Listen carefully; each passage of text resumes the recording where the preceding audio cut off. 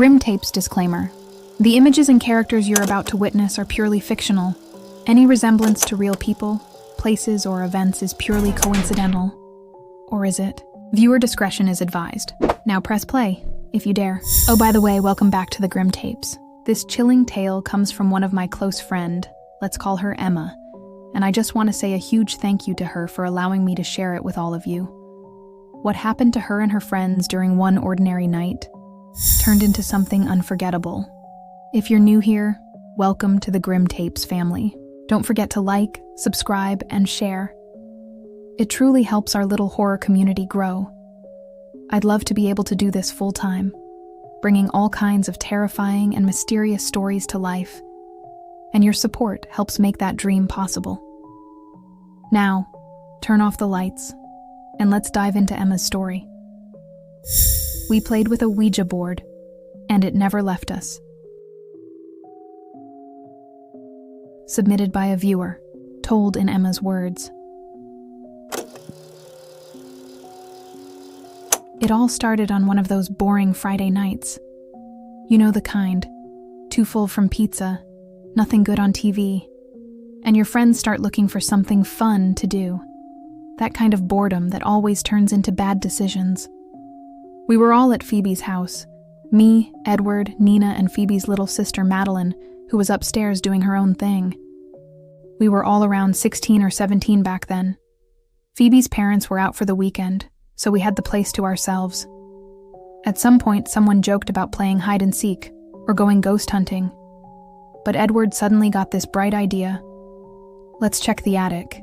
Maybe there's something cool up there. Bad idea number one. The attic was dusty, cramped, full of old boxes and half-broken furniture.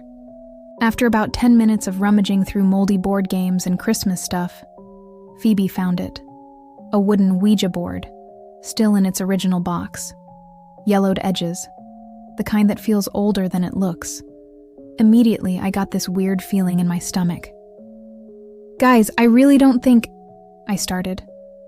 But of course, Edward rolled his eyes. Come on, Emma. Don't be such a wuss. It's fake. Everyone knows it's fake. So yeah, we brought it downstairs, set it up in the living room, all the lights off, just 4 little candles flickering around the board. Madeline was still upstairs. The house felt too quiet. Edward flipped open the brittle old Ouija board manual, squinting under the candlelight. He smirked at first, then paused. Guys, listen to this part. His voice lowered as he read aloud. Caution. Do not remove your hand from the planchette unless you have properly ended the session by saying goodbye. A beat of silence. He looked up. It literally says that in all caps. Phoebe laughed nervously. Okay, now I'm officially creeped out. Emma's eyes narrowed on the board. Something about that warning didn't feel like superstition. It felt like a rule we were about to break. We sat in a circle, placed our fingers lightly on the planchette. Edward took the lead. Spirits of this house. Is anyone here with us? Silence. Nothing happened at first, just candlelight flickering against the walls, and us trying not to laugh. But then, the planchette moved. Slow. Deliberate. E-D-W. Phoebe giggled. Oh my God, Edward, are you spelling your name? Real mature. I swear I didn't move it. That's when the laughter stopped, because it moved again, this time faster. J-I-M-M-Y, Nina whispered. Jimmy? We all looked at each other, confused. Phoebe snorted. Is this supposed to be scary? Is this your fake name, Edward? But he wasn't smiling anymore. I swear to God I didn't move it. And then it moved again. This time the planchette jumped to each letter, like something was yanking it. B-E-H-I-N-D, behind. Every hair on my neck stood up. We all turned at the same time, nothing behind us.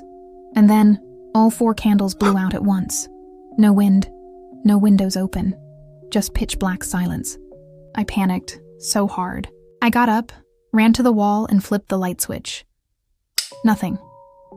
The lights wouldn't work. And that's when we made the mistake. We all let go of the planchette. The thing they don't tell you in manual and movies, you're not supposed to let go until you properly say goodbye. Otherwise, it's not just a game anymore. We heard a noise from upstairs, a loud thump. Then the sound of feet. Slow at first. Then faster, not like walking, like crawling. We turned toward the stairs. And there, at the top of the staircase, stood Madeline. She was just smiling at first.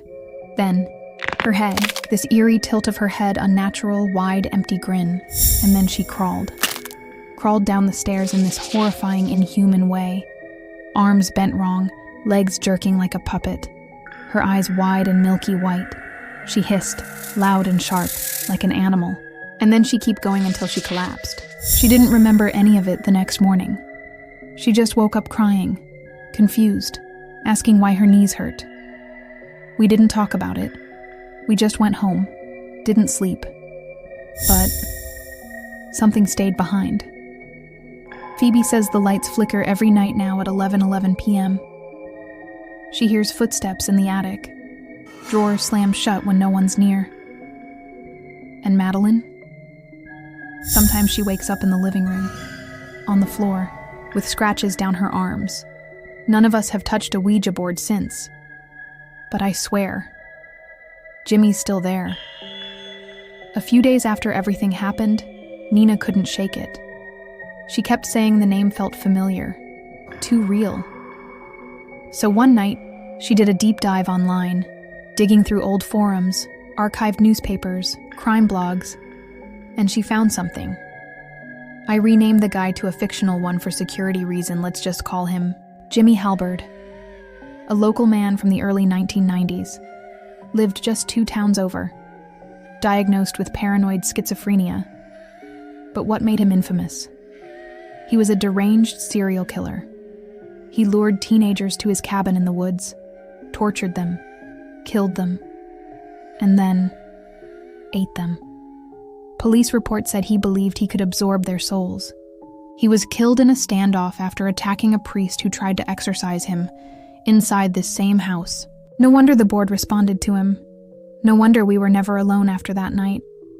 If you ever find an old Ouija board in your attic, burn it. Some spirits don't want to talk. They want to stay.